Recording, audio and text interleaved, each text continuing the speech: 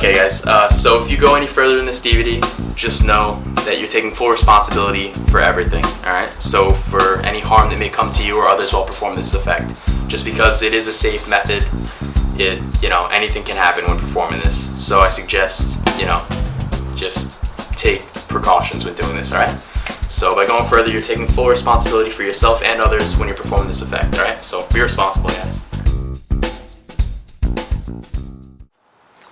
Okay guys, so before we actually get into the methodology for Instinct, I'm going to take you through how to construct the nail piece, alright? Because it's very important to keep you guys safe, alright?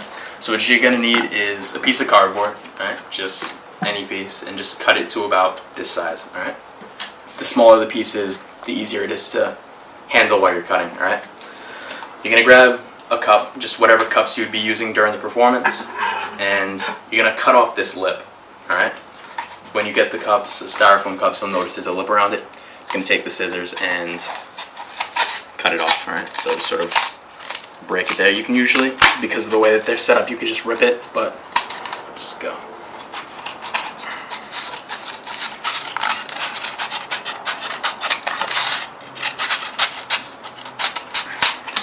Okay, so now that you've got that done, just get rid of these extra pieces.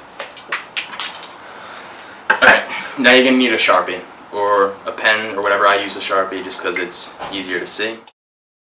Alright, so now you're just going to outline the cup with the marker, right? So just hold it down, and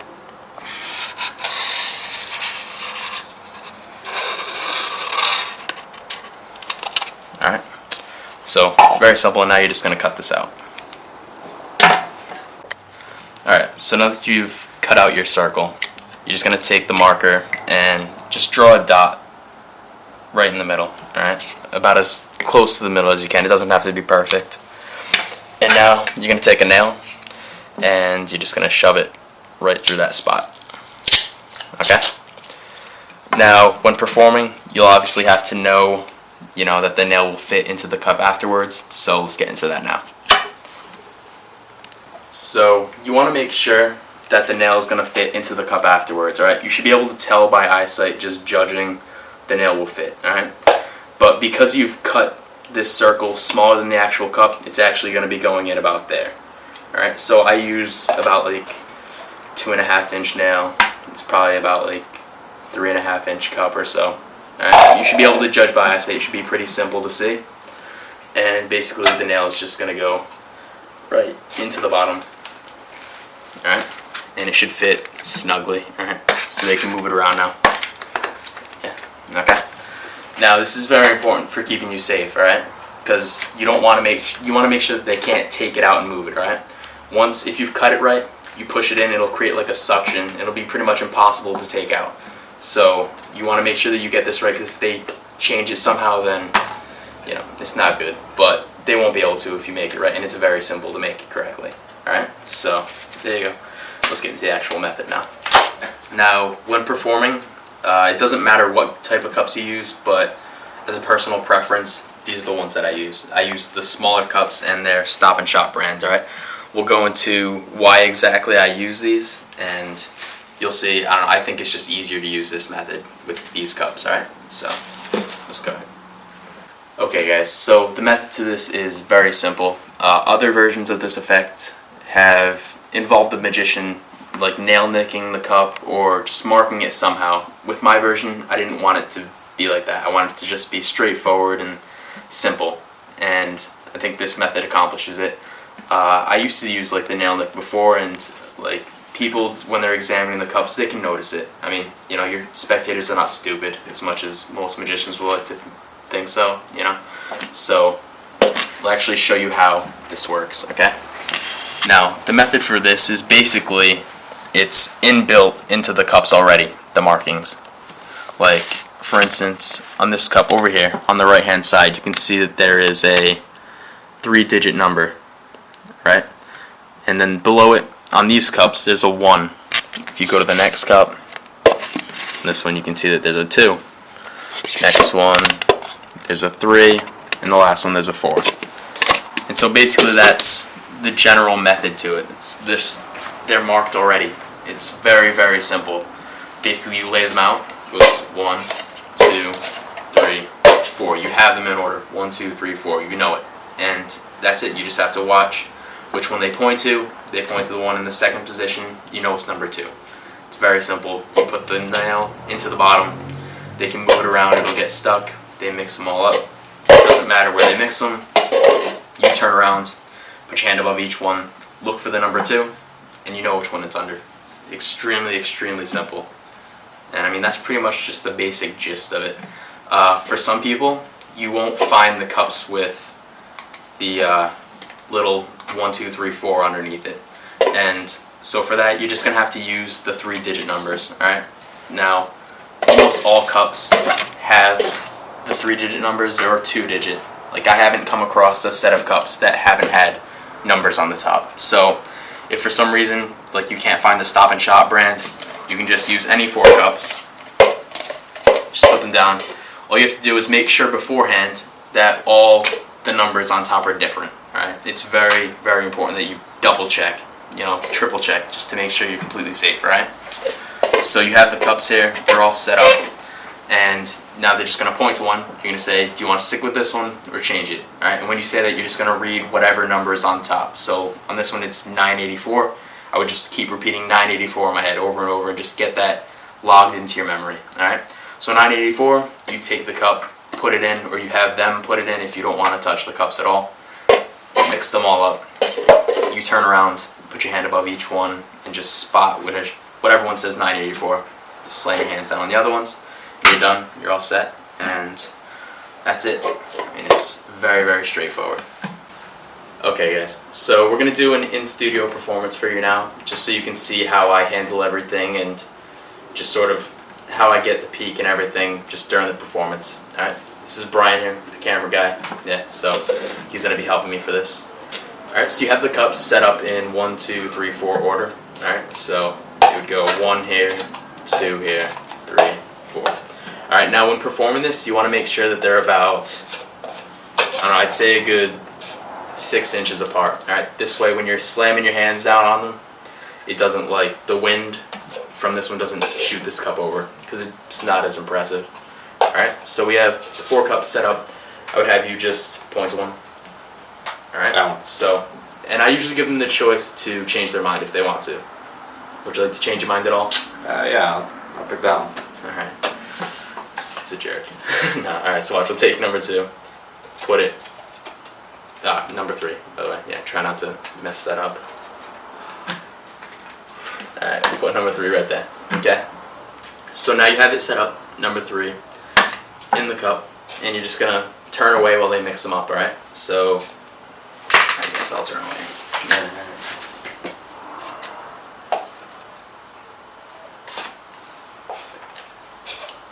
All set. Alright.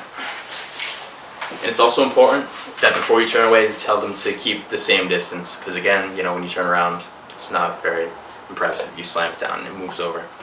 Alright, so now you're going to just get your peak. For me, I'm looking for the number 3.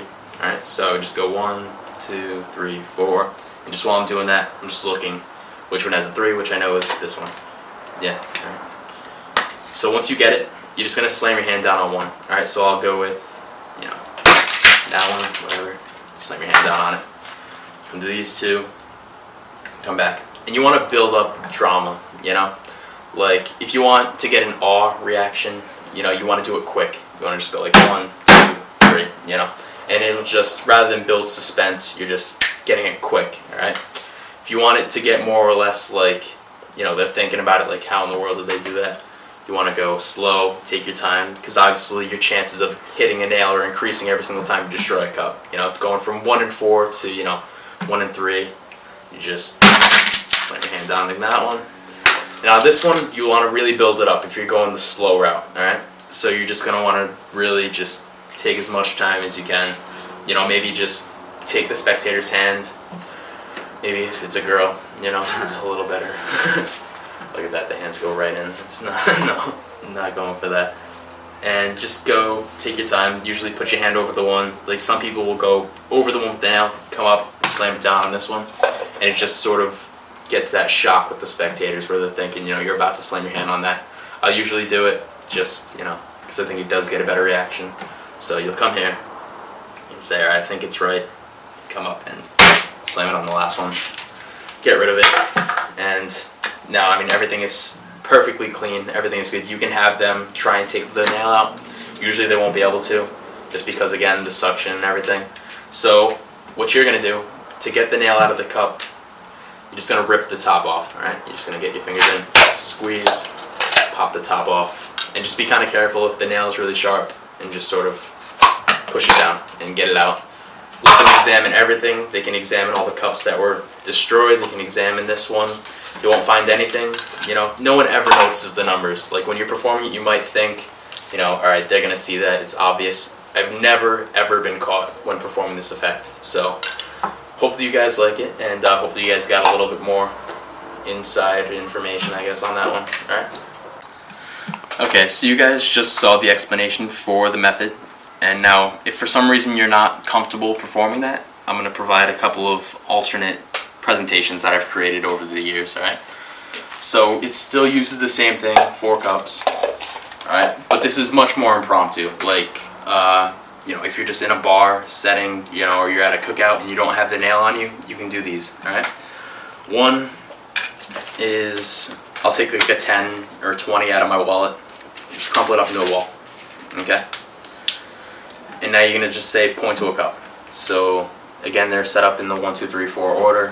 You're just going to say point to number 2. You're going to drop the 10 in. You're going to get some paper towels or napkins or whatever is lying around. Just take a bunch. Just going to crumple it up into a ball as well. You're just going to push this in. Okay? So now it's still the same type deal, you know, like they can move it around. It's not going to fall out or anything. It's just now you gotta have to be worried about them taking it out and moving it to a different cup, just because, you know, with the nail, the way that it's constructed, it won't come out, whereas this will. So now you have it set up. They can mix them all up, and basically it would be something like, you know, if I can't find it, then you can keep the 20. So it still has that sort of, you know, risk involved, but it's not, you know, my hand or anything. So I would put my hand above it. I wouldn't slam the cups down, but I would just, you know, say, alright, I think it's this one. Turn it over, show it. Maybe do it a couple times. But the more you do it, you know, the more there is a chance of them actually just taking it out and switching it because they want to get the 10 or whatever. So I'll use that maybe like once or twice, and then just, you know, I'll just end it. Other thing is you can use a ring. You can borrow a ring from a spectator, preferably like an expensive ring because it's funnier. You're going to take their ring, it's the same thing. You're just going to drop it in. You're going to take a bunch of napkins, balled up. You're just going to push it in to the cup and just pack it in. Right. Again, they can move around, it won't fall out. This time I'll usually have them hold it in between their hands like this. Alright? And I'll say that the ring has some sort of like emotional connection to them. And I'll do like a false muscle reading type of effect where I have like 4 different people holding the cups. I'll like hold onto their arm and I'll say, you know, think about it, and I'll just give a brief description of muscle reading and then go into it and say, alright, it's right here. Show it, you know, whatever. Maybe at the end just do like some sort of false transfer, whatever, just to sort of get that little funny reaction of seeing like an expensive ring vanish. Whatever, doesn't matter. But again, those are just a couple of presentations that you can use, and you know, you guys can feel free to come up with your own. Hopefully you guys like it. Okay, so you guys might have noticed that the paper towels vanished during the last shot. And I wasn't sure if I was going to put this on here or not, but, you know, I figure I might as well go all out on this DVD. It's something that I've used in my stage show for a while, since probably about a year after I created the actual method. And it's basically using paper towels as more of like a dramatic point in the actual effect, alright? Back when like Houdini did like the water torture escape, he always used to have these, you know, big guys with axes standing outside of the tank, you know, and it was just, he didn't really say anything, but subtly it suggested to the audience, you know, if something was to go wrong, they have the axe to break the glass down, right? And so I kind of wanted to put that sort of type of drama into this routine, but, you know, obviously not on such a large scale. So I use these. I say, you know, I put them out and I just say, you know, just in case. And it doesn't really say much, but obviously they know in their head if for some reason you slam your hand down on a nail, you have these just in case, alright? And so it's something I've always done. I've always just taken them out of the bag. It makes, just an extra prop out on the stage or, wherever you're performing. And just take them out. And I usually take it out after I've taken out the cups and set up everything and let them examine the nail. And then I take these out. And sometimes it'll get a laugh, but other times people will just, they won't say anything, but just subtly it'll convey the idea that something could go wrong, even though it's very safe. Okay, so you saw the effect, you learned the method, you learned the alternate presentations, and so if you still, for some reason, either, don't like the alternate presentations or you don't feel like performing the effect, then this is a completely different effect entirely, but it basically uses the same method, alright? But now we're using dollar bills, alright? Now when I normally do this, this effect is called impulse. It's basically a lying and truth-telling routine. Like you tell when someone's lying, you tell when someone's the truth, alright? Or someone's telling the truth. Now, I normally don't use ones just because they don't fit into the presentation that I use, but I usually use fives. So it's going to be Abraham Lincoln, right? And I say everybody has usually heard the term Honest Abe, right? And so it works into the presentation a little bit, and you say, which one do you think looks more honest? And they'll say, that one, whatever. You're going to take a marker. I normally don't use a marker, but just so you can see it on camera, I'll usually use a pencil. And I'll just say, alright, so we're going to draw a T in his head, in his forehead, alright? And that's going to be, stand for truth, I guess, alright? And then in the other one, you'll put an L, okay? So that's going to be truth teller, liar, alright? And now they've made this decision of, who they want to be the truth teller, who they want to be the liar. You have no choice in the matter for that. And so, everything so far has been completely fair. You've borrowed 2 fives from the spectators. You've gone into the presentation about talking about Honest Abe. They've picked one. And now what you're going to do is it's the same method. For the instinct, on the cups, they have the numbers. On the back of the bill, even though most people don't know about them because they're very, very small, you can see that there's a number, right in this bottom corner over here. Not sure how well that's going to show up on camera for you guys, but on this one it says 48. On this one it says 73. So 73 on the liar bill, and it's 48 on the truth teller bill. Alright, this is the only one you have to remember, the truth teller one. Alright, at least for me, that's the one I remember, is the truth one. And just remember 48, that's it. You don't have to worry about whatever this number is. Alright, so 48, you have that in your head. You're going to have them fold the bills in half, and you're going to turn away. Alright, you're going to have them mix them up a little bit, and then they're going to choose one. Alright, so right now I have the truth teller bill. Alright, and you would say whatever one you pick, that's the character that you're going to take. So if you pick the truth bill, you're going to have to tell me the truth to any question that I ask you. If you pick the liar bill, you're going to have to lie to me to any question. Alright, so it's basically that typical plot. Alright, so I have the truth teller bill. The liar bill, you just say leave it face down.